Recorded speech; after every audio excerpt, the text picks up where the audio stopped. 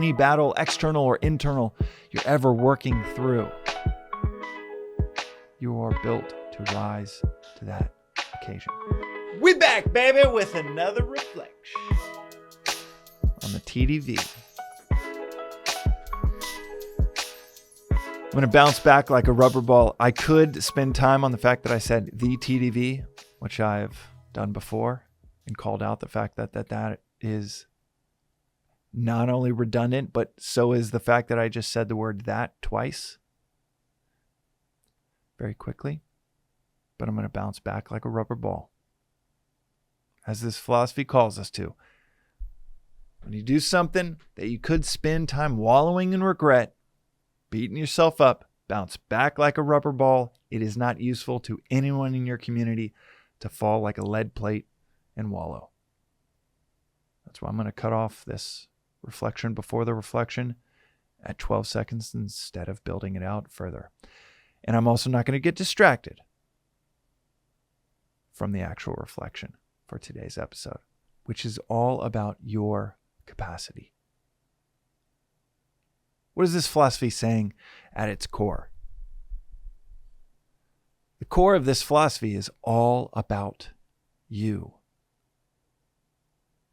who you really are, not this limited, finite, small little figure in this cosmic play that is not even an ancillary, tiny character, but this limited idea that we think we're these little tiny specks of dust in this massive cosmic happening that has no consequence, no real consequence on anything that's going on.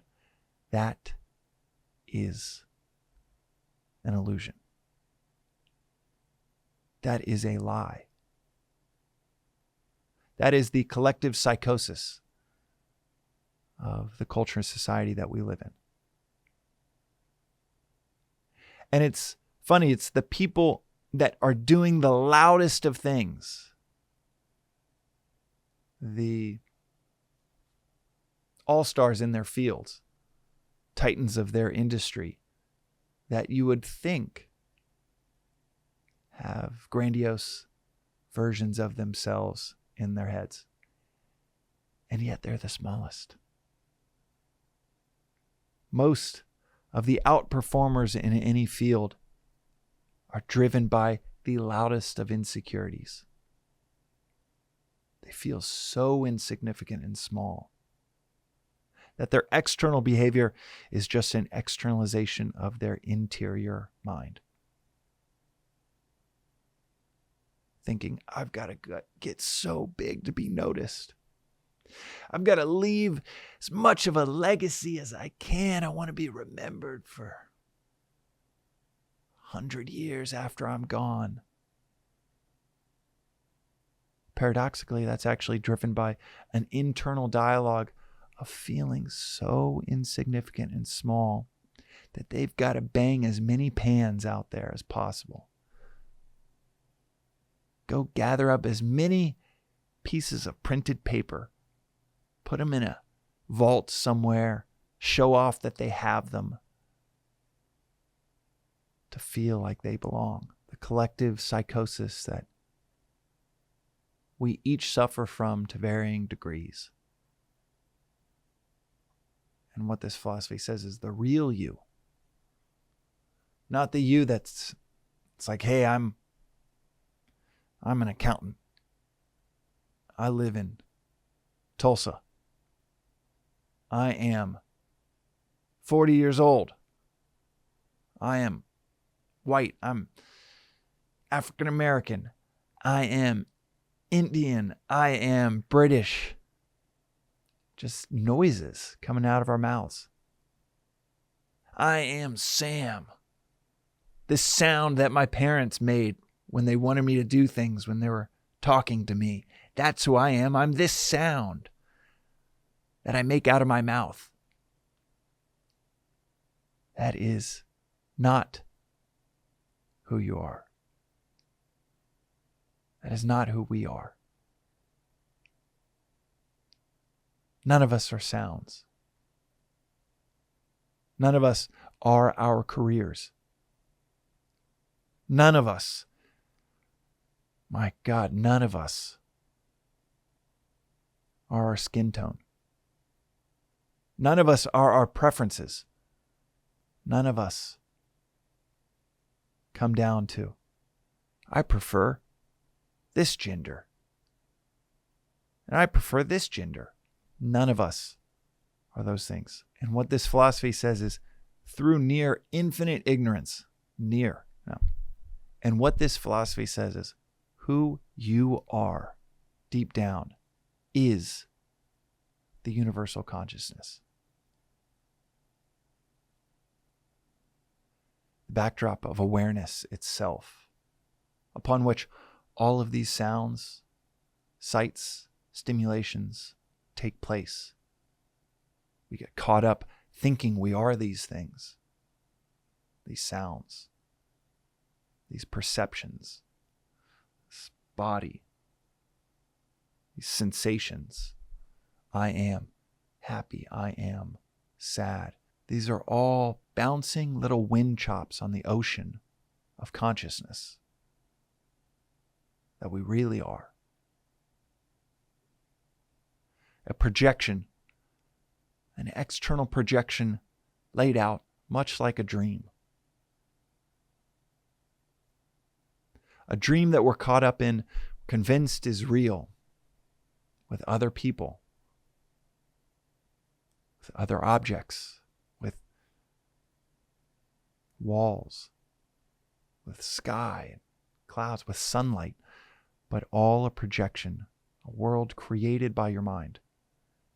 If you want to hear the whole summary of the philosophy, you can go to episode 1 to hear that 15-minute summary that I reference every once in a while. It's the whole philosophy in 15 minutes.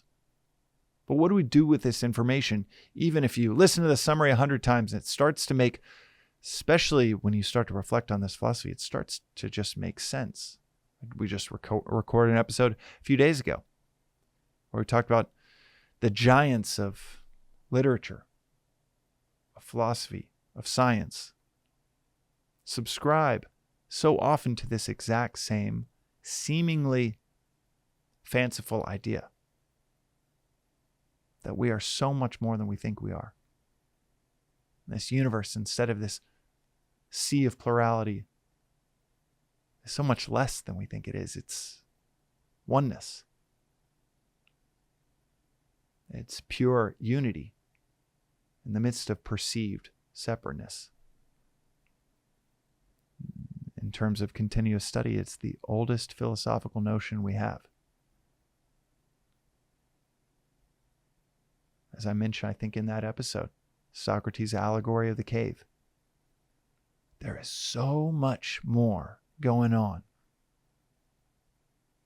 than these shadows on the walls that we are convinced is reality. But beyond who this is saying we are deep down, what's perhaps more powerful is when we get into the what. The great phrase, the Mahavakya Tattvam Asi, that thou art. You are, as Alan Watts would put it, you're it. According to this philosophy that Aldous Huxley called the perennial philosophy, because it comes up again and again, written within, coded within every major tradition and philosophy out there. What you are is what is. You're not Tom, Jane, Divya, Muhammad. You are what is. Blissfully unaware, or painfully, so much of the time, unaware of what and who you really are. That is the deepest end of the pool within this philosophy. And when you work backwards from that, where is the practicality in that? How do you apply that? Well, it's simple. Any scenario you are ever in, you are built to rise to that occasion. Any battle, external or internal, you're ever working through, you are built to rise to that occasion. As I cite often within these episodes, Joseph Campbell's famous words, the treasure you seek is in the cave you least want to enter. As you hover around the entrance to that cave, wondering if you really should go in, knowing that you should, and avoiding it, you can rise to that occasion, because what you are deep down is not just of infinite value, but is of infinite power. There is no occasion, no challenge, no obstacle that not only that you can't rise to, but there is no challenge before you that you're not meant to rise to. Every challenge that we know is calling who we are deep down. That call to adventure that's often talked about. And every time we heed that call, we climb, we rise, we ascend, we transcend the prior version of ourselves we thought we were. Whatever call you hear, and however long it takes you to answer that call, because it has to come from inside. It can't be someone else forcing you, nudging you, pushing you. It's got to be an answer to that call that comes from within. What is forced is not forceful. But if you're right on the precipice of answering that call, and you need some amplification to the volume inside yourself, saying, yes, I'm going to answer that call. Rise to meet that challenge. Rise to answer that call. And it is written in this philosophy over and over and over again. And it's not just your capacity to answer and meet that call. It's not just your nature to be able to answer that call. But this philosophy says everything you've ever sought, everything you've ever pursued, deep down, what you've always wanted, is actually on the other side of that call. That's today's reflection on the Daily Vedantic. And as scary as it might seem to surrender into that call, I can tell you, and this is from the 18th chapter of the Gita, surrender to a duty-bound existence and immediate peace will follow.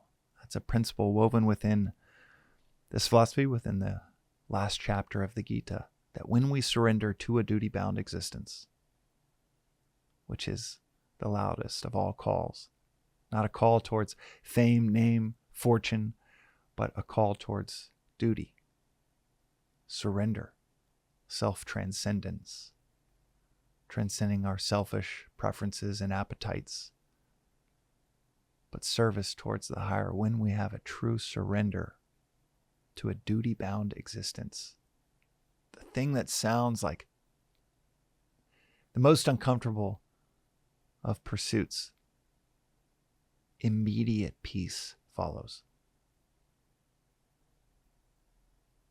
So when we rise, that's when we enjoy. So what does this philosophy say when we heed that call and rise to the occasion? Surrender to what feels like an abyss, unknown, of a duty-bound existence. It says that when we rise, we enjoy. You could sum up a good life as informed by this philosophy in those three words: rise and enjoy. That's what hangs in the balance when we heed that call. We'll see you next time.